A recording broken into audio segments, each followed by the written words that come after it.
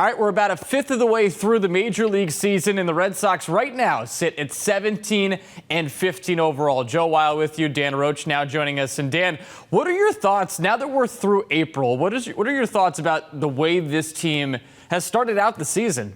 Well, I think they bounced back nicely from that 1-4 start. That's the big thing is, we all went into a panic when they started 1-4. We wanted to see them start better, yes, but they're kind of right in the mix after 1 month, basically, where they really need to be. If you look at it, in my opinion, right, a couple of games above 500, they should be a little bit better than that, but they're sixth in the American League as we sit here on this Thursday. And I think that's one of the things to look at is you don't want to get too far out of the race early. You want to kind of find yourself. We all know the weather is always difficult to predict in April, especially at Fenway Park. So I think for everything that they've kind of been through so far, Joe, I think that they're in pretty good shape when it comes to who they are, trying to find out who they are, injuries, plugging guys in, things like that. So far, so good. You? Yeah, and I feel like this Blue Jays series, Dan, it sort of symbolizes, in a way, the thoughts I've had about this Red Sox season. Because you look at the opener, right, and they just dominate that game. The offense was incredible. They got great pitching from Garrett Crochet as well, who I think has been fantastic to start the season and has been what this team needs. But at the same time, then you look at yesterday. We know games like this happen through the course of a 162-game year. But at the same time, they're up 6-0. The bullpen in part falters. Giolito also gets hit right at the end of his first start in a Red Sox uniform. But then the offense also, after the sixth inning, it kind of falls off and they can't do a whole lot. It's sort of been a mix. An offense at times, Dan, where it feels like you can see the formula. You can see all these good players. Duran's starting to hit. Devers has come around. We'll get more into Alex Bregman here in a moment, but Christian Campbell's had a really nice season. But at the same time, they're a team that does still swing and miss a lot. They're in the bottom third in K percentage, and they can be beat on fastballs, and they were at the end of that game yesterday, too. Yeah, a game like yesterday, when you look at it, to me, is going to happen over the course of 162. And you're going to have some great comebacks, some really bad setbacks, and that was a bad setback, let's face it. But you score 6 runs in a game, you should be able to win the game. That's the first thing. And then the other part is, Giolito's making his first start for the Red Sox after the hamstring injury to start spring training. And you got a lot out of him, right? So I thought he pitched pretty well to get to where he was. He was better than I thought he might be because he had struggled down in the minor leagues. And maybe it's just the lights of the majors and what have you that kind of go home. Had a good fastball, looked good with his off-speed stuff too. So that's an encouraging sign. And I think that's maybe the, kind of one of those things you look at when it comes to this team, Joe, through the first, month of the season. You'd like to have more consistency. Just looking up some of the numbers, they started 1-4. They lost 4 straight of those 4 games. Then they won 6 straight. Then they lost 5 of 6. Then they won 5 of 6. Then they lost 3 straight. Then they won 3 straight. So you need to get some consistency going when it comes to those kinds of streaks and avoiding the long losing streaks, and trying to get yourself some good winning streaks, too. So I think that's part of it. I think the rotation, you're still trying to figure that out. And the best part, which you said, is that you have Garrett Crochet at the top. And that's a certified, bona fide ace that you can throw out there every 5 days. And it goes back to the days of Pedro and Schilling, Josh Beckett, all the way through to Lester and company, is that you have that guy, every 5 days you can stop a streak. That's one of the good things that you like about it, Crochet. And then it's kind of feeling out everybody who's behind him. Walker Buehler's trying to find himself, and he looks good at times. And then Brian Bayo has electric stuff, we know, and now he's just starting to try to harness that, coming off, a tough spring where he was set back. So there's all kinds of guys that I think you look at, and it's encouraging for me going forward, is they should be better as a rotation starting in May. And then they should be better in June, August, all the way through July. That's what I like about this team, is that they laid down a solid foundation. Now they just need to build off that going forward. And I think that's a great point, too, because they had, for at least the start of the season, throwing Sean Newcomb out there, once every 5 turns. We saw Richard Fitz get a couple starts as well. And Fitz is a solid pitcher, but more so a depth piece rather than maybe a guy that you would plug in your starting rotation at the beginning of the year, at least right now. But I think it's a good point. You have Giolito now into the fold. Brian Bayo's looked pretty good since he's come back. So now you have a full rotation. And Dan, you mentioned the word consistency a little bit before. How about how consistent Alex Bregman has been on offense for this team? And And what a signing this has been so far for the Red Sox. Just to get into the numbers in terms of what he's done this year, 328 average, 401 on base percentage, and 584 slugging percentage. He's got 7 homers. He's 6th right now in Major League Baseball and wins above replacement among position players. Tied for the most extra base hits in the AL with a guy by the name of Aaron Judge. Dan, this guy's been awesome to start for the Red Sox. Well, and I think it plays off of it. It's nice to see someone come in as advertised and perform above as advertised, right? And I think the one thing we all talked about when we wanted the Red Sox to sign him was his numbers at Fenway Park, lifetime, including postseason, 311 with a 458 OBP and a 660 slugging percentage, 9 home runs, 17 RBIs, in 131 plate appearances. And you're getting that. That's what you're getting out of Alex Bregman. We thought Fenway Park and Bregman would be a good match, but he's continued that on the road too, Joe. So I think you can more than be excited about a guy like Bregman. And now you had the hiccup with Devers at the beginning of the season, trying to get him as a DH. He seems to be finding his stroke too. So again, it's not going to come out and look pretty in day one. And, it may not look pretty for, the next month or so, whatever. But then you should be able to kind of get everybody cranking and go on some streaks here. So that's, again, one of the encouraging signs is Bregman's doing what he's doing, but there's other guys in the lineup that aren't there yet. And that's, one of them is your, arguably your most valuable hitter in Rafi Devers. So some good signs again that way too, Joe, as you hope that lineup comes together. And one of those bats they hope to get going is Tristan Casas here, at least to start this season. But just to finish it out on Bregman, Dan, he's a notorious slow starter in his major league career, yet he has the numbers that I mentioned before. He now has hits in 10 straight games, so he's been awesome. But Dan, how about the rookie Christian Campbell? And we talked a lot at the beginning of the offseason about how this team needs some right-handed bats. And you have Bregman, your free agent. He's been awesome, as we just talked about. But now the rookie Christian Campbell, he's been on a tear to start this season. Didn't have a hit yesterday, but 301 average. OPS is above 900.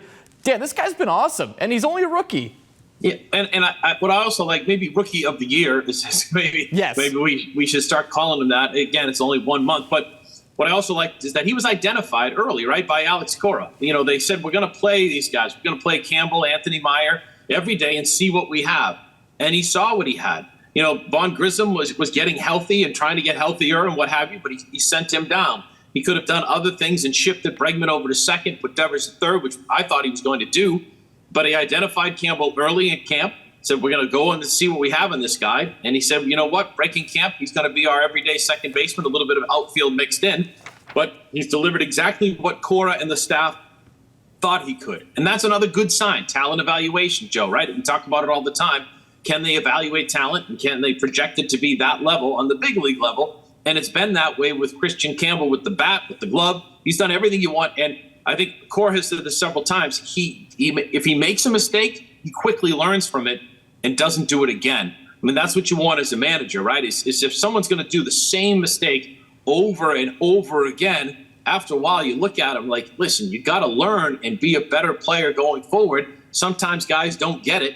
Campbell seems like he's got it. He seems like he's got that athleticism to adjust to whatever else he needs to adjust to, too. Yeah, he leads all rookies right now, and just in terms of wins above replacement, but he's been awesome with the bat. Alex Cora has mentioned the defense, it's still a work in progress, but again, he's only a rookie, and he's reached base now in 26 of his 29 games here at the major league level. Dan, I wanted to highlight this one guy, and I'm curious your thoughts on maybe your most underrated player for the Sox to start the season, but for me, it's Carlos Narvaez. And the defense, by and large, for this team, still a work in progress because they do lead the sport right now in errors, and then their fielding percentage is right at the bottom of Major League Baseball. But this dude behind the plate has been awesome, and he stepped up in such a big spot with Connor Wong going down. How impressive have you been with him? Well, and that was the big question, right, Joe? When Wong went down, everyone's like, uh-oh. You don't have Kyle Teal, that prospect, and everyone keeps reminding everybody of that. And a guy like Narvaez comes in and does things well on both sides of the of the play, on offense and on defense. He's done a good job with the pitching staff. He's been your unsung hero so far for this Red Sox team. When you get Wong back, he'll be that much better. So very good to see they signed out of panic almost Grandal and kept him in Worcester because they haven't needed him because Narvaez has been so good. So I think, yes, lots of good signs when it comes to Narvaez and what he's been able to do. Joe, I'll throw at you a little bit of not necessarily an unsung hero, but a guy that I thought and hoped would be able to get back to who he was. And yes, he had the hiccup in Toronto last night, but Garrett Whitlock has been my guy. Is that we're going back to seeing the weapon that we saw, in 21, when he was so good for that bullpen. And, with the return of some of the starters, with Giolito coming back, with Bayo getting stronger and looking better, and again, you have guys like Newcomb who's gone above and beyond. You have Fitz, you have even Hunter Dobbins, what have you. I wouldn't mind, and I know it's early and you want to give him time to breathe and what have you, but I wouldn't mind seeing Houck go back into that bullpen with Whitlock too, only because of how valuable the bullpen becomes as the season progresses. And I know Houck has all the pedigree to be that starter. He did it, in the first half last year. But I kind of look going back. I want the most weapons I can get out of the bullpen. Houck has done it before, knows how to do it.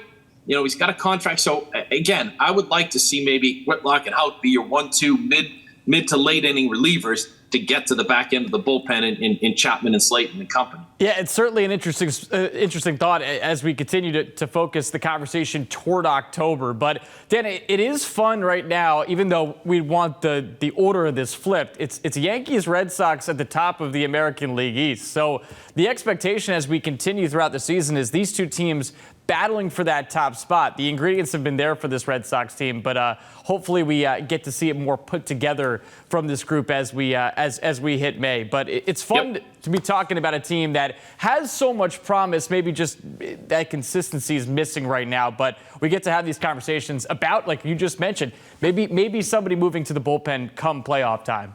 Well, and I think, Joe, also the good thing about now is you're going to see the warm weather come, to May. Yes, thank you. And Fenway Park, yeah. And you're going to see maybe some more consistency, some more things out of the bat. Rafael is starting to heat up a little bit. Some of the guys, Trevor Story's kind of been up and down a little bit. He's been good, very, very good. Carried you early, but again, you start to get maybe some more consistency because of that warm weather. Guys feeling better, especially some of the veterans, and you go from there. And then the other thing that we're going to keep an eye on all season long, it's already started, are Meyer and Anthony and how soon they come up to help this big league club. And again, it's a long season, injuries happen and what have you, but you're seeing everything you want to see so far positive out of those two guys down in Worcester, with Meyer hitting .270 with 7 homers and an .844 ops, and then Anthony at .292, 5 homers and a .962 ops. So they're responding down there. They're putting pressure on people up here. But that's a good pressure to have if you're the Boston Red Sox and Craig Breslow. Yeah, without a doubt. No, without a doubt. That's another fun storyline that we'll see maybe unfold in a different way than we have through the first month of the season. Dan, thoughts on the Wally head before I let you go? Is that the best home run celebration that you've seen over the last several years? I don't know. I'm particular, and I know it's going to sound very corny and what have you, but I like the traditional. I like the Boston Marathon gold medal. Okay. I like that medal around the neck. I just thought it was a simple procedure, but if you're fun and you want to get the kids involved and everything else, then yeah, the Wally head is fine. It's more than fine. Although I actually like to see the full Hollywood with no eyes coming out and everything else, and just go all Wally. Either you're in or you're out with Wally. I know it's difficult because it's going to be quick and everything else, but I just love that full Wally head. It's one of my favorite mascots. We got to get you one for the studio, Dan. We can wear it during one of these segments.